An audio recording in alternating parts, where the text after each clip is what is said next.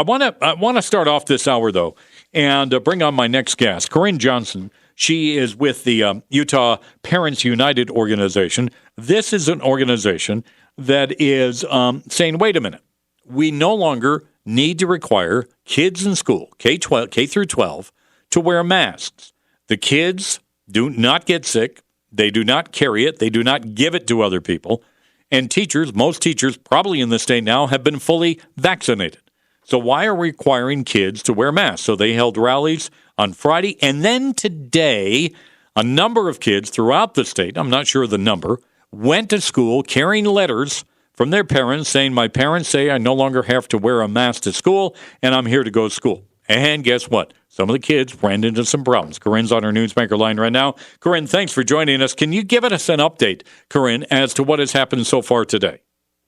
Rod, we've had a tremendous support from parents across the state of Utah for the See My Smile campaign. They feel empowered and excited to take back their rights, and we had parents come to rallies all across the state of Utah.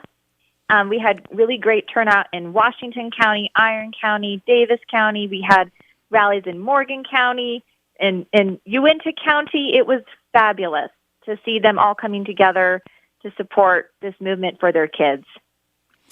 What happened? And I can tell you Did it achieve a little anything? bit about this morning. Yeah, tell us about this morning, because I know this was kind of day 2 of what you had planned. What happened this morning? So this morning, a lot of parents, we probably have hundreds across the state of Utah that did send their kids to school without a mask, with their letter asserting that they as a parent can make these decisions for their kids. And they have had different experiences, but the majority of these students have been turned away from school and have been denied an education. We have students who are currently sitting in classrooms in the office, and they're being forced to sit there and stay there and be educated in an office because they won't wear masks. There was a girl who said, my mom said I don't have to wear a mask, and the school refused to allow her to call her mother on the phone unless she was wearing a mask.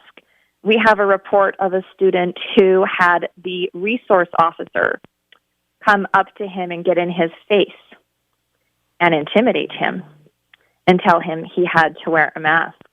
We have stories of a 9-year-old girl who said, I don't need to wear this anymore. My mommy says I don't need to wear this anymore. And the assistant principal got down on her level and intimidated her until she put the mask on and went to school. All of these happened before a parent was called, before a parent had an opportunity to speak with their child.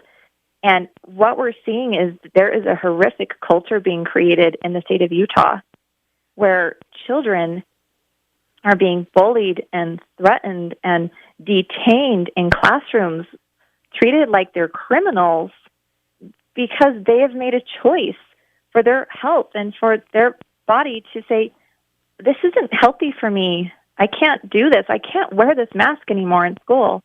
And my parents agree that this isn't good for me.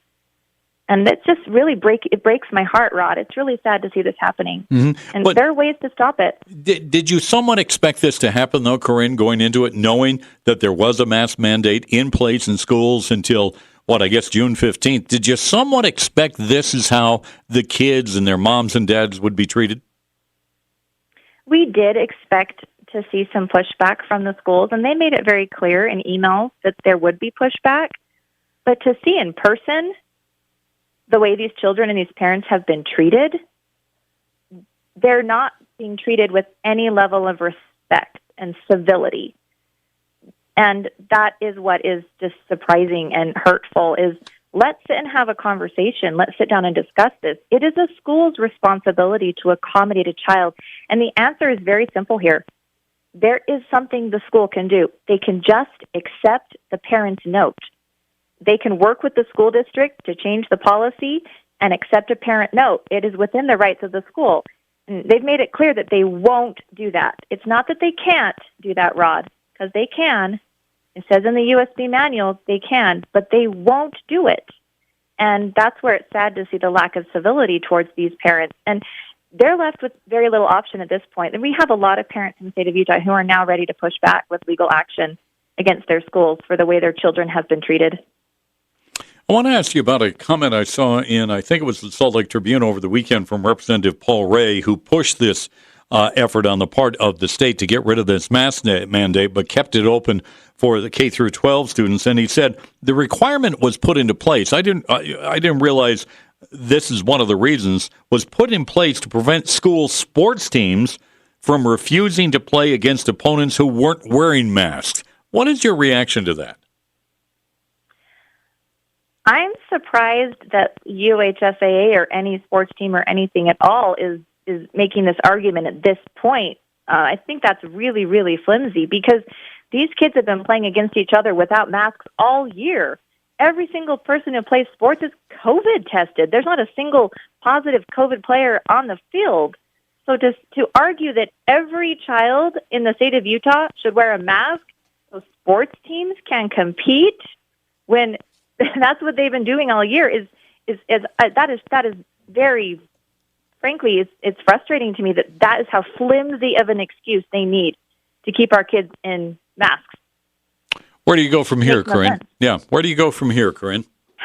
You know, we have had a lot of support from state legislators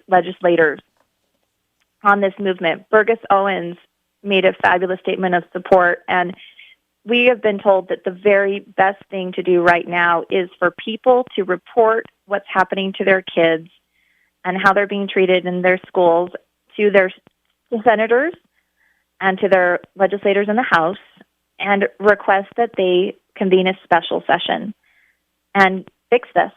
It was a mistake to keep the K-12 mask mandate in place. The data does not support the mandate. And the legislature has the power to change this, and they need to do that. They really need to take a step up here for our kids and fix this problem that they allowed to happen. On our Newsmaker line, Corinne Johnson. She is with the Utah Parents United, talking about rallies and demonstrations today, individual demonstrations today against mask mandates in our schools. All right, when we come back, how does a police officer confuse a taser with a gun? We'll talk more about what happened in Minneapolis yesterday and get your reaction to it coming up right here on the Ron Arquette Show in Utah's Talk Radio 105.9 KNRS. Listen and you'll know. Well, we've got more figures out about how much weight we Americans have gained during COVID.